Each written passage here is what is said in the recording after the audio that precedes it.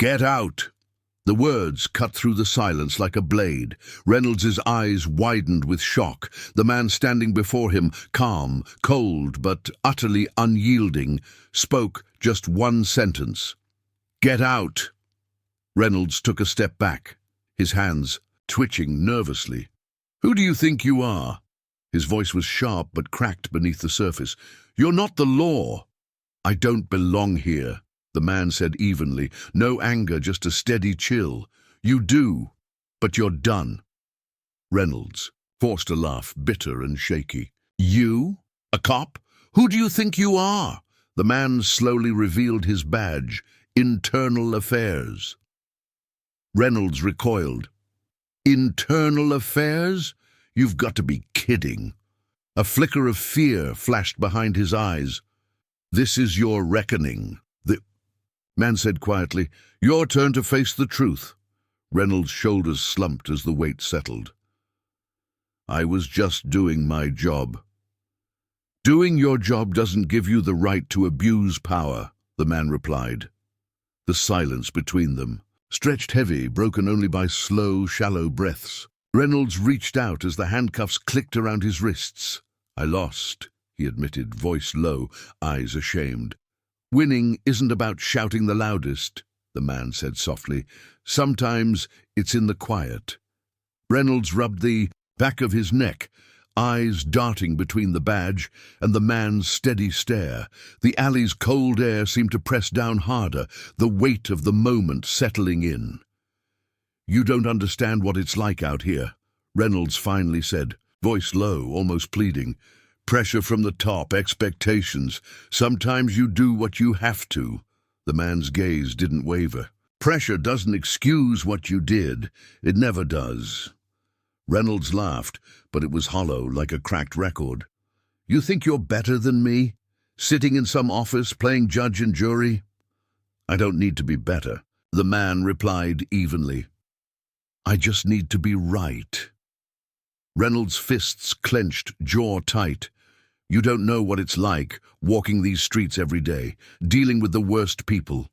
Sometimes you have to break a few rules to keep things in line. And that's where you lost the line, the man said quietly, where justice turns into fear and protectors become predators. Reynolds' shoulders slumped, breath coming faster. Maybe you're right. A brief silence, thick with unsaid things. But what now? Reynolds asked, voice cracking. What happens to me? You face it, the man said. You own it. Change is never easy, but it starts with truth. The distant sound of sirens grew louder. Reynolds looked up, meeting the man's eyes again. No anger now, just cold resolve. Let's go, the man said. There's a long road ahead. He nodded slowly, the weight of the badge heavy in his palm. The alley around them seemed to hold its breath, the usual city noise dimming into silence. You don't have to pretend anymore, the man said softly, stepping closer. It's over. Reynolds swallowed hard, the fight draining from his eyes. I thought I was protecting people, thought I was doing the right thing. Protection isn't permission to hurt, came the calm reply. You forgot who you were supposed to serve. A flicker of regret crossed Reynolds' face, quickly masked by a bitter laugh. Funny how quickly things change. One moment you're the law, next you're the accused. The man didn't flinch. Accountability isn't optional. Reynolds looked away, shadows of doubt creeping in. I'm scared, he admitted. Quietly, voice barely above a whisper, the man nodded, understanding more than he said. Good. Fear can be a beginning, not an end. A distant siren wailed, cutting through the night. The man held out his handcuffs again. Let's finish this. Reynolds hesitated, then raised his hands slowly. As the metal closed around his wrists, the man's voice was steady. This isn't just an arrest. It's a chance to change, to make things right. Reynolds met his gaze for the first time. No malice, no triumph, just a quiet hope. They turned toward the waiting cruiser, two men caught between past mistakes and uncertain futures.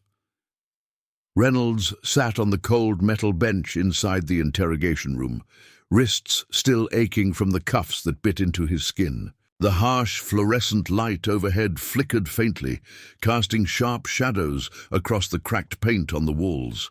Silence filled the space, thick and suffocating, until the door opened with a measured creak. The man stepped in, closing the door behind him with a soft click. He carried no badge this time, only the weight of years spent watching things crumble quietly. He pulled out a chair and sat opposite Reynolds, folding his hands on the table between them. "You know, this moment, it's not about punishment," he said, voice calm but firm. "It's about reckoning." Reynolds looked up, eyes bloodshot, but attentive. "Reckoning?" "Yes. Facing the damage, the choices, the consequences." A bitter laugh escaped Reynolds' lips. "Funny, I never thought of it like that. I always believed I was doing the right thing, protecting the streets." "Protection without respect is oppression," the man replied gently. "You crossed a line, and the line isn't always visible until someone pulls you back." Reynolds swallowed hard, a flush of shame spreading across his cheeks. "I don't want to be the villain in this story." "You don't have to be," the man said, "but it starts with owning the truth, no matter how uncomfortable." A long pause stretched between them, filled only by the soft hum of the building's ventilation. Reynolds' voice cracked as he finally said, "I'm tired. Tired of fighting battles I don't fully understand. Tired of pretending power is something I control." The man nodded, eyes softening. "That exhaustion. Maybe it's the first step toward something better." Reynolds looked away, blinking, back an unspoken pain. "I'm scared." "Good," the man whispered. "Fear can be the doorway if you let it."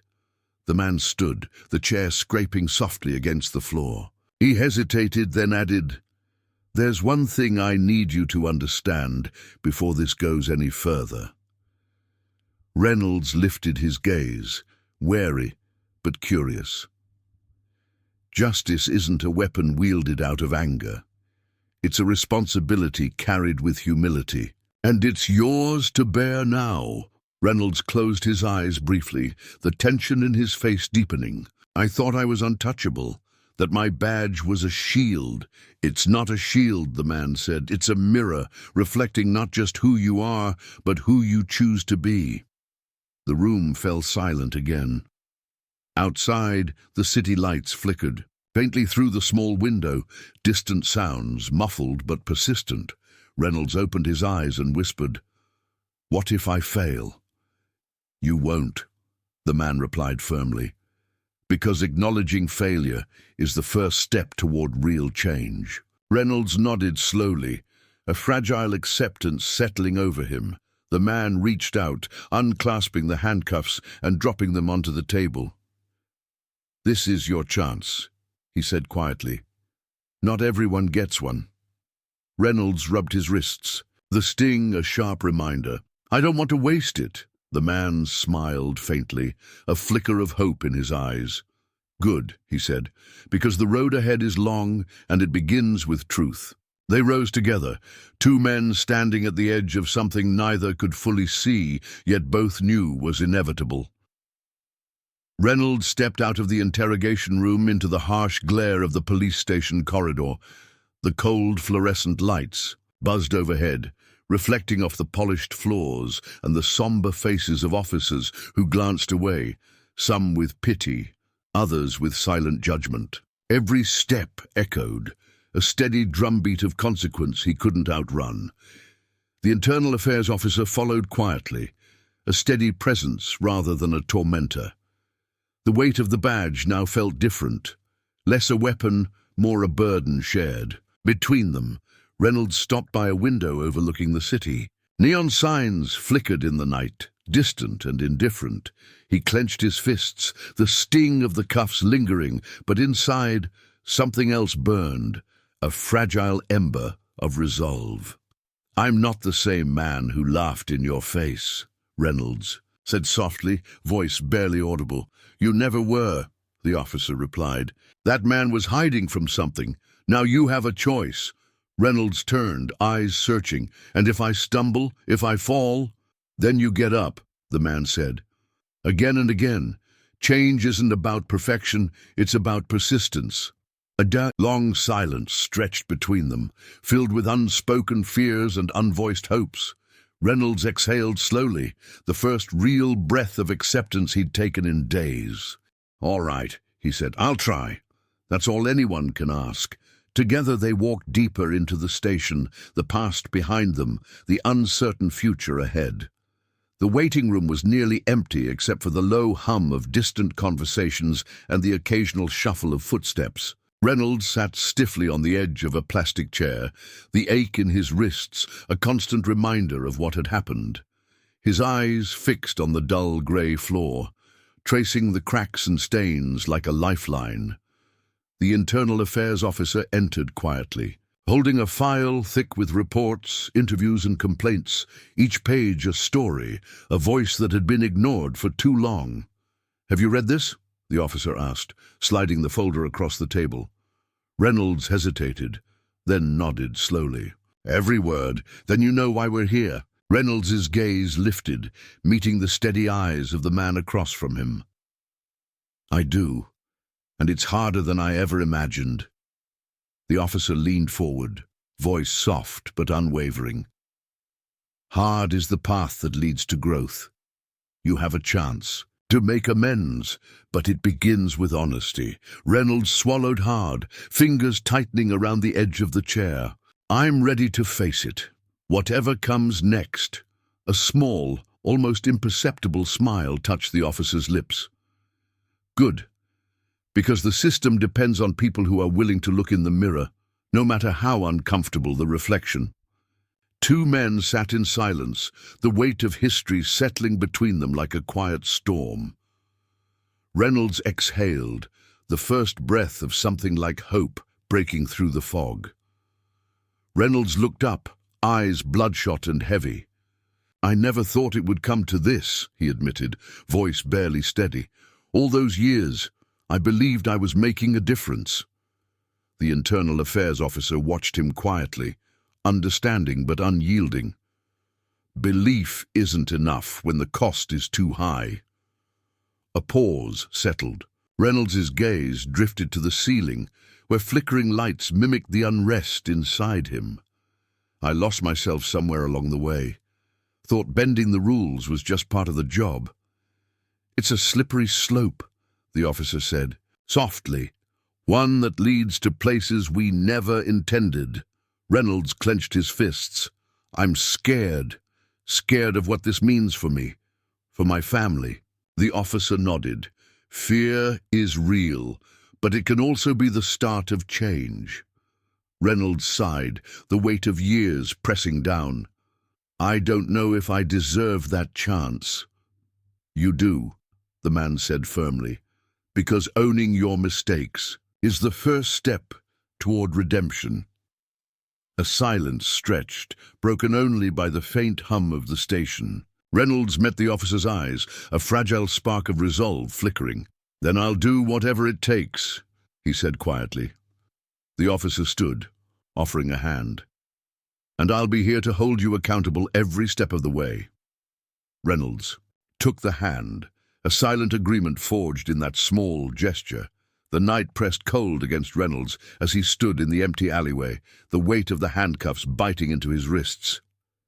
His breath came in shallow, jagged pulls, clouding the chill air. The city around them was distant, neon lights flickering in the shadows, sirens wailing faintly in the far distance.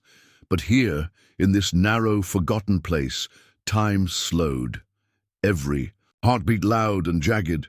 The woman before him was calm, unshaken. Her badge gleamed faintly, a beacon of authority that cut through the darkness. Internal affairs. You laughed, she said, voice low but steady, as if stating a fact he could no longer deny. You thought this was a joke. Reynolds' gaze dropped, the walls of arrogance collapsing like brittle glass. I thought I was untouchable, thought my badge made me invincible. Her eyes didn't flinch. Power isn't a shield, it's a responsibility, and you failed. For a long moment, silence wrapped around them, thick and suffocating. Then Reynolds' voice broke, soft and raw. "I didn't see you coming." "That's the point," she said quietly. "You never do.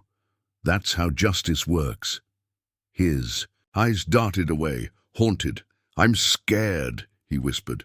"Scared of what I've done, scared of who I've become." She stepped closer, the faintest flicker of compassion softening her gaze. "Fear isn't the end, it's the beginning of change."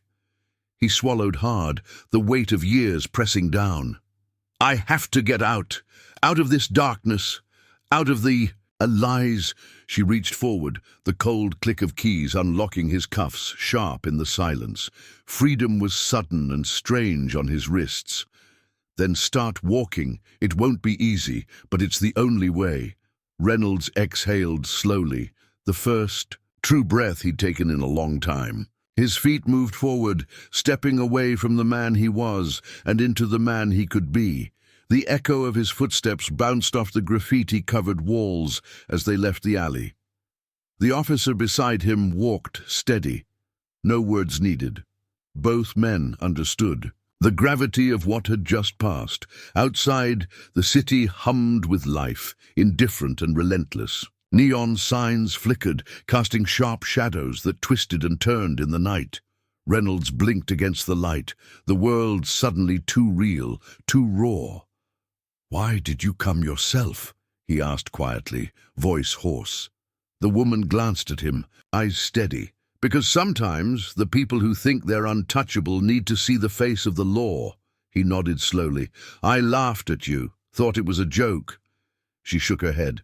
"That laugh was your shield, the thing you used to hide from the truth." A silence stretched between them, thick with unspoken regrets.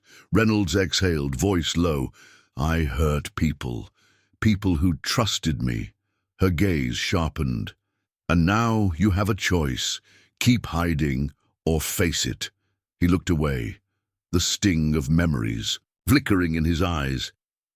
"I don't know if I'm strong enough."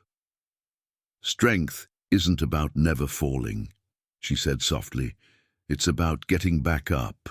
The precinct lights glowed in the distance, a stark reminder of the system that both bound and freed them. Reynolds took a tentative step forward, feeling the weight of each moment settle deep in his bones. Inside the station, the walls seemed colder, the air thicker with judgment. Officers passed by, some casting sidelong glances, others avoiding his gaze altogether, but the Internal Affairs Director walked beside him like a guardian. No threats, no anger, just quiet resolve. They entered a small conference room.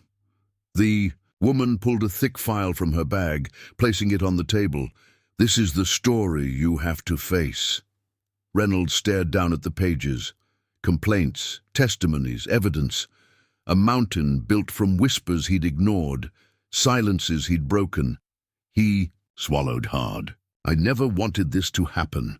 "No one does," she said, "but wanting doesn't erase the damage." Her voice softened. "What matters now is what you do next." He looked up, eyes meeting hers.